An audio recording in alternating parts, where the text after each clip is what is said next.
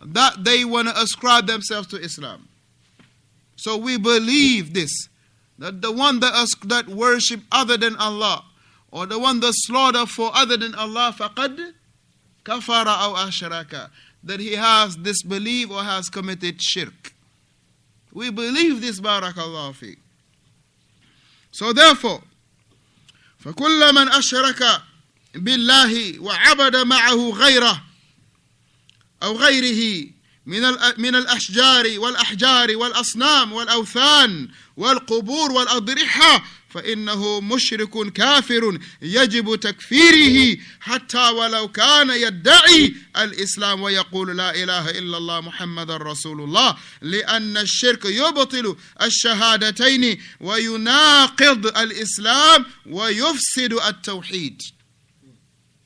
Crystal clear. He mentioned, he say, barakallahu fikum, he say every single one. Now this is very clear. He say every single one that ascribe partner with Allah. وَعَبَدَ مَعَهُ غَيْرَهُ, and he worship other than Allah alone with Allah. Right? Because shirk is that worshiping other than Allah. Or worshipping Allah, worshipping someone or something along with Allah. Right? Worshipping something other than Allah. That's one. Shirk is also worshipping something along with Allah.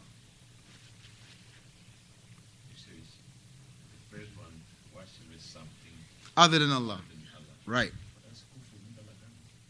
Right. Shirk is kufr. Shirk is kufr. That's right. Shirk is kufr. You're right. Shirk is kufr. It's like you don't have religion, you just worship the idol. Right. He is committing shirk, yes. That's why we say, listen, that's why we say, kullu. That, no. What was the thing? The qaida, kullu. Very good point. Right? Kullu mushrik kafir. But not every kafir is a mushrik.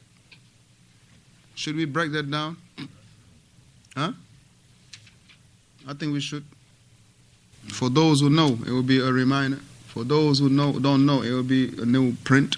For those who forgot, it's a reminder. So, kullu mushrik is a kafir.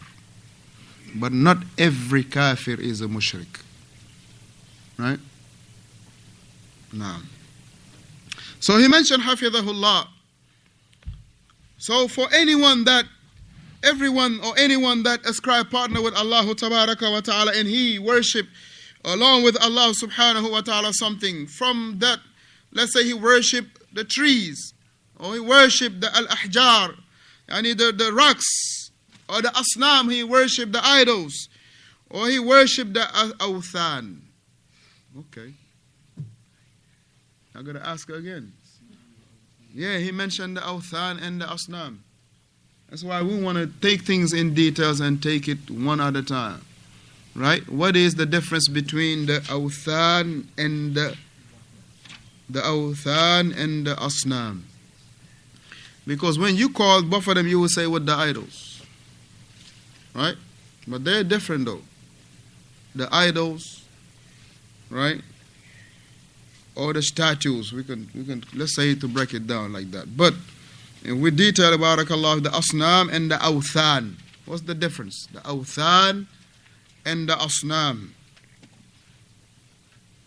Na'am, Abdul Rahman. Let's ask Hassan to give him his prize.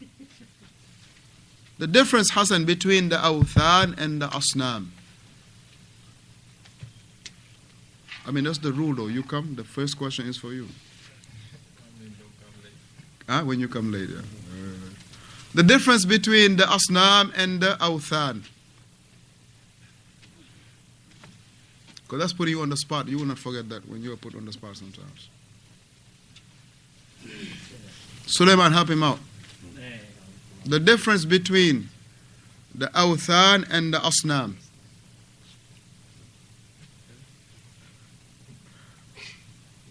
Go ahead.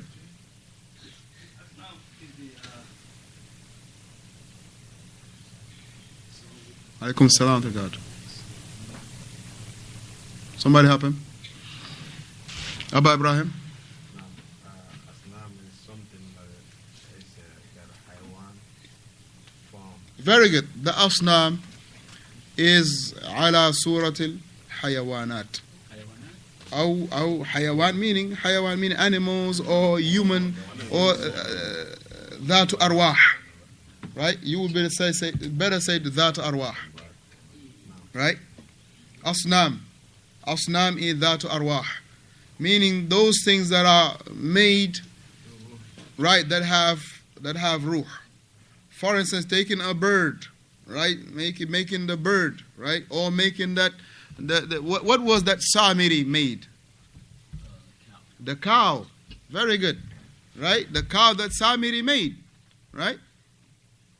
The cow that Samiri made, right?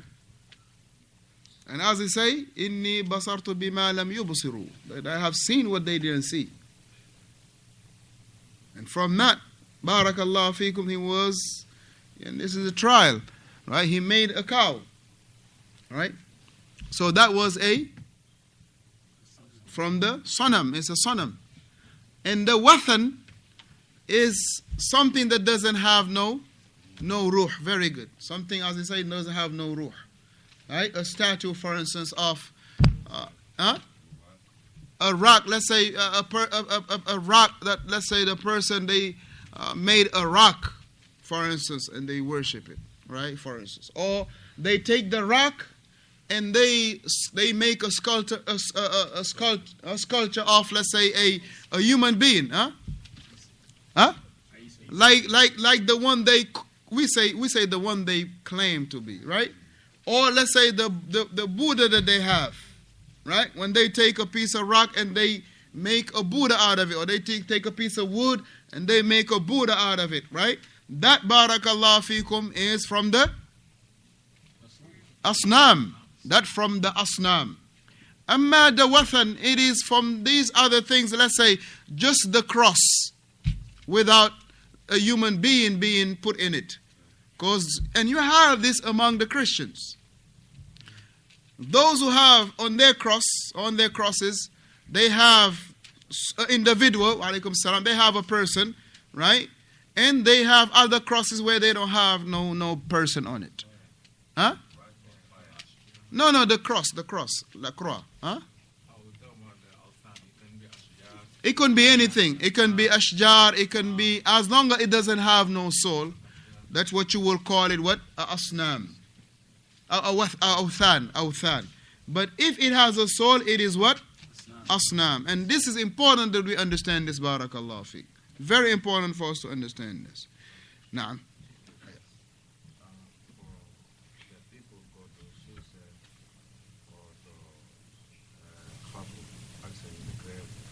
can we call like ourselves? La. Very good point, Jazakallah khair. Yes. For if we see anybody falling into these actions of kufr, alhamdulillah, as I mentioned, or he reminded us, we don't say that you are a kafir. But we say, amaluka hadha, this action of yours is kufr. Now, I'm not saying you are kafir. And most of it, and even that, you got to really be careful on saying it, because people will turn around and say, oh, you calling me a kafir? So that's why you got to be safe to know what's the wording. You know, this action right here is disbelief. Or however you can append it for him to understand that this is kufr. But however, you can say in the wrong term, whatever the case, in not even the wrong term. You can say in the best term possible. I will turn around and say, I'm a kafir. No, I didn't say you are kafir. But I am saying that slaughtering for the jinn is kufr. Slaughtering for the soothsayer is a kufr. It's kufr. I'm not saying you are. Perhaps you don't know. And now for that we have to implement two things, barakallahu feekum. We have to implement two things. Two things that we have to have. Number one, two things that we have to have. Muhammad, ahsanta. We have to have iqamatu al-hujja wal-barahin. Very good. Iqamatu al-hujja wal-barahin. Bring the proof and evidence. ثانيا أبا مريم أحسن الله إليك رفع الموانع. You establish all the proofs and evidence. أولا, giving him the verses of the Quran, giving him the hadith of the Messenger عليه الصلاة والسلام. ثانيا ثم بعد ذلك, and after that you will remove anything that could be an obstacle for him to take this. And many times when you tell them these verses and the thing like this, the hadith showing that this is kufr, what would they say after that? What would they say? Huh? My father do it, the imam do it, or the imam is the one that told me to do it. Or I was born, I find my father doing this. Now, this is for an obstacle for him to really take the proofs and evidence. Now, this is where you will come, alhamdulillah, and you will remove those obstacles for him. Na'am, ahsanallah alayk. We have a big shubha, and it's bad. Mm-hmm. As far as the African Americans, the shubha is, well, my grandmother was a good Christian. Right. You mean to Allah tell me Akbar. she's Allah a Akbar. hellfire? No, akhi, that's no. Get to the not the hellfire, but you say that we have to believe this, but they'll come back and say this type of. Actually, it is not only restricted to what you mentioned, but it is, you find it all over the place. A lot of time, and some people, we say the same thing almost, pretty much. When you're telling the people about the sunnah, about the tawheed, you mean to tell me that all our ancestors today in the hellfire? Because they were not upon the deen that you brought, so all of them in the fire? Or are you saying that all of them, they are kafir? No, we ain't talking about them. We're talking about you, buddy. We're talking about you. This is concerning you. Them, amruhum ilallah. Their affairs is with Allah subhanahu wa ta'ala. We ain't putting nobody in a hellfire. We ain't declared nobody disbeliever except those that Allah and His Messenger has declared disbelievers. And the other thing is, barakallahu fikum, what good Christian, what good is that? And we have even Muslims, barakallahu fikum, when they talk about the likes of Teresa, their mother Teresa. Alhamdulillah, our mother is Aisha, akhi. Our mother is Aisha. Our mother is not no Teresa. Our mother is Aisha. Right? When they talk about their mother Teresa, akhi, they talk about her like they are putting him in the Jannah. And that shows you, barakallahu fikum, it is sad. And recently, it was a very famous individual that passed away. Kuffar, kafir guy, kafir. He's a Christian that died. Allahul Musta'an. Na'am. Akhi, people put him in the Jannah. Praising him. Akhi, mata ala al-kufri, ala al-shirk. Praising him. Say, may Allah this, may Allah that, may Allah this, may Allah that. Akhi, you talking about imams. You talking about people that quote unquote are du'at. You talking about people quote unquote that are well respected in the sense of the religion. Akhi, they enter already this individual, not in the Jannah, but in Al-Firdaus. They already put him in Firdaus. Akhi, that's very sad. Where this man is a kafir, Christian, and they already put him in the Jannah. And you find people running their mouth, saying he was this, he was that, may Allah have this on him, may Allah have that on him. Akhi, mata ala al-kufr. The uncle of the Prophet alayhi salatu wasalam, how much he aided the deen of Allah, how much he aided the Prophet alayhi salatu wasalam. Hal nad'u Allah lah? Hal nad'u Allah lah? Do we call on Allah for him? Do we say, may Allah have mercy upon so and so? Now this individual, just because he was known to everybody know this man. Everybody know this man. Everybody